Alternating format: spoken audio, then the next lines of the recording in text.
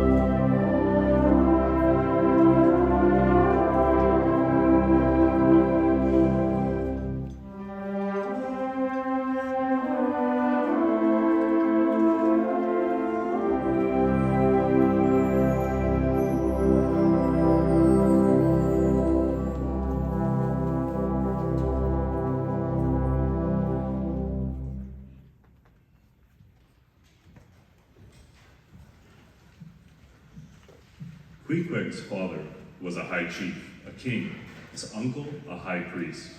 There was excellent blood in his veins, royal stuff.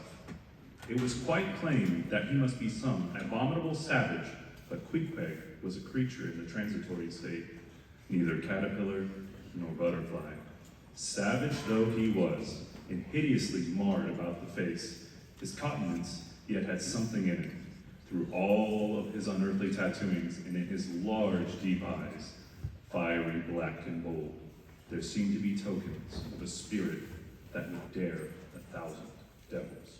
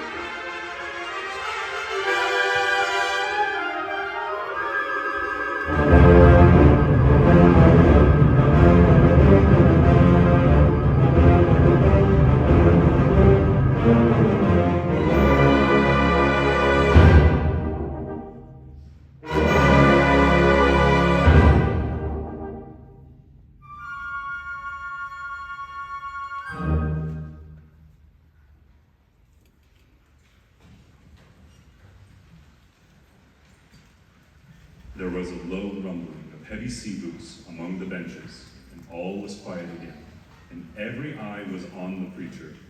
Father Mapple rose, and in prolonged solemn tones, like the continued tumult of a bell in a ship that is foundering at sea in a fog, in such tones, he commenced reading the following hymn.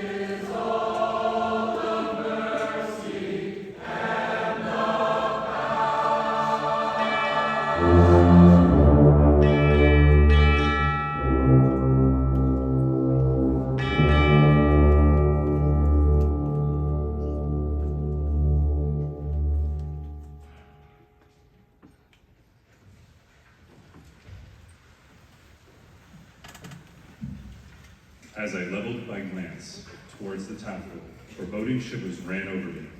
Captain Ahab stood on his quarterdeck. So powerfully did the whole grim aspect of Ahab affect me, for that in the first few moments I hardly noticed the barbaric white leg upon which he partly stood.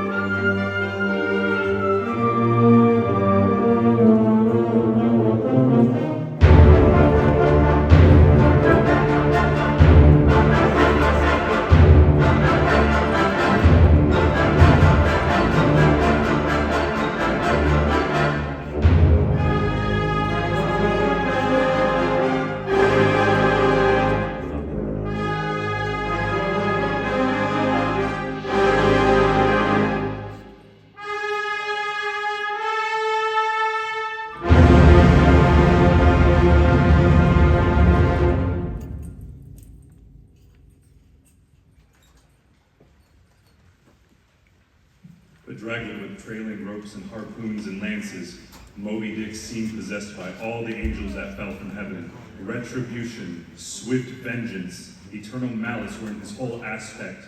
The birds, they marked the spot. The whale, up the helm. Oh, all the sweet powers of the air, he turned to meet us. My God, stand by me now.